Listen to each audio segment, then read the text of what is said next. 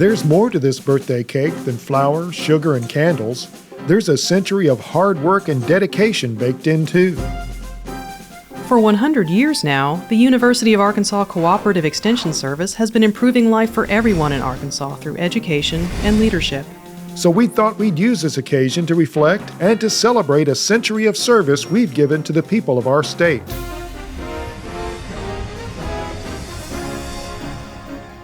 Agriculture has long been the backbone of the American economy by delivering an abundant and safe food supply to a growing nation, and by supplying industry with a reliable source of raw material. In 1862, the Morrill Act established land-grant universities in every state to foster research and technology. And in 1914, Congress acted again, teaming the Extension Service with the land-grant universities to channel those advancements in agricultural research to America's farmers. It's important to remember that in the 18th and 19th centuries, nearly everyone in the United States lived or worked on a farm. That was especially true here in Arkansas. But farmers were mostly untrained, and they often held on to arcane, unproductive ways of farming. This meant that many farmers were barely able to produce enough food to feed their own families, and many farm families in Arkansas lived in poverty. By 1900, major changes were well underway in American society. Science and technology was transforming industry and commerce.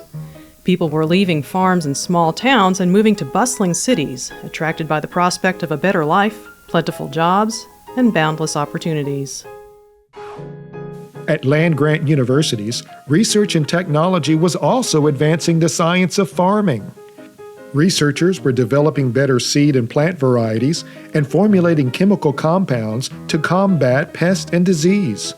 Universities were also innovating farming strategies that increased efficiency and made farming profitable.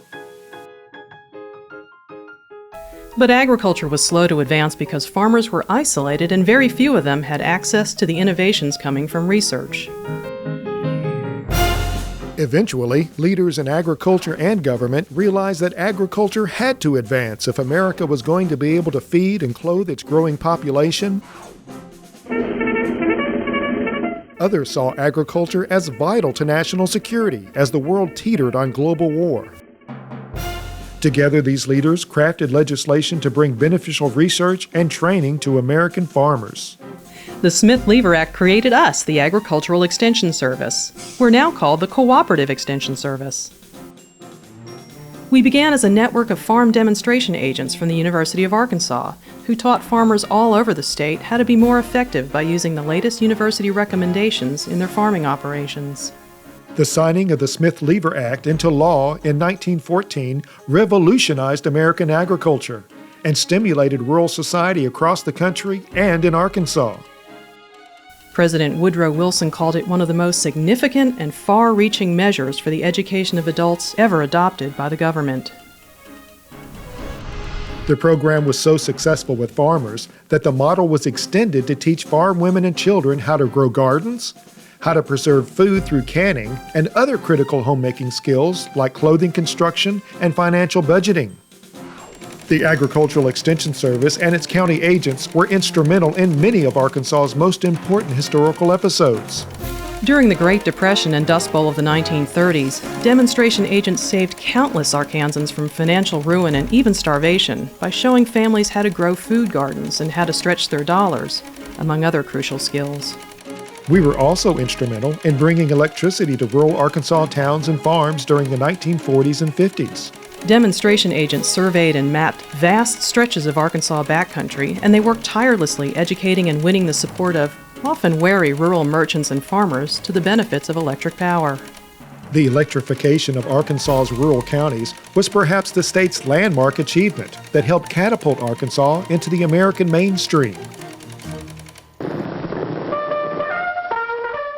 During World War II, the Extension Service joined the war effort at home, leading the all-out drive for food production by initiating family and community victory gardens. Home demonstration agents taught gardening, nutrition, conservation, and helped families with rationing.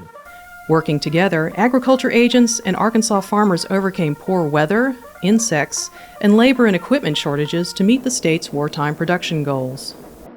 And it was the Extension Service who assumed leadership over 10,000 German POWs put to work in Arkansas fields, as 4-H members canned food, grew crops, sold bonds, and collected salvage. Famine followed the war in Europe and Asia, so agriculture agents joined the effort to win the peace, again assisting Arkansas farmers reach production goals with new, innovative farming and conservation strategies. Agents found allies in returning war veterans, many of whom had operated modern military machinery. These men wanted to modernize their operations, so they eagerly adopted extension recommendations. As a result, Arkansas agriculture prospered throughout the post-war years. The second half of the century saw Extension's role in the state expand far beyond the farm as Arkansas modernized and urbanized. A highlight of the 1960s was the formation of county development councils in all 75 counties that were successful getting federal and other assistance to fund building projects, workforce training, and job creation. The 1970s were marked by a focus on the family, health and education, and quality of life for all Arkansans. The last 2 decades of the 20th century brought new challenges to Arkansas agriculture. Government restrictions on pesticides and public passion over environmental conservation were 2 major issues with which Arkansas farmers had to contend. And again, producers turned to the Cooperative Extension Service for guidance and inventive solutions. The turn of the millennium has ushered in new challenges for Arkansas agriculture. Extension economists are actively searching out stable markets for Arkansas farm products in a volatile, globalized economy.